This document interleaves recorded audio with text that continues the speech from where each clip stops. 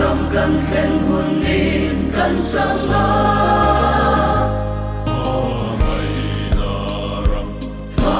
ngai na ram ibana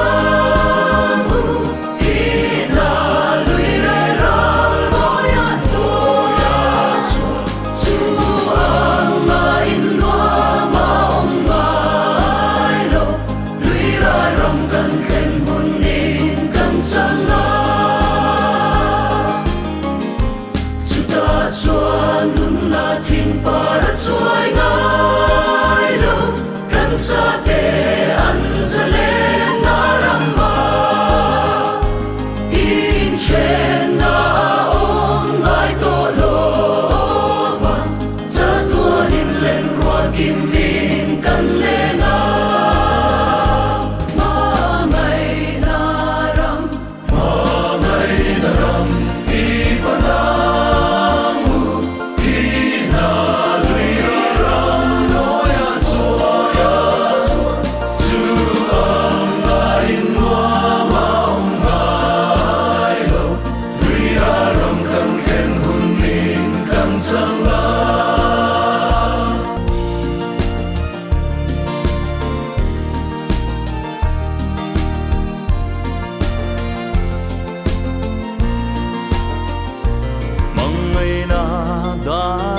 chuat thang vele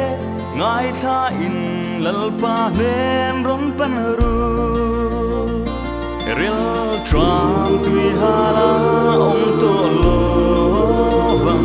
papa thian ni an na eng cha tu ani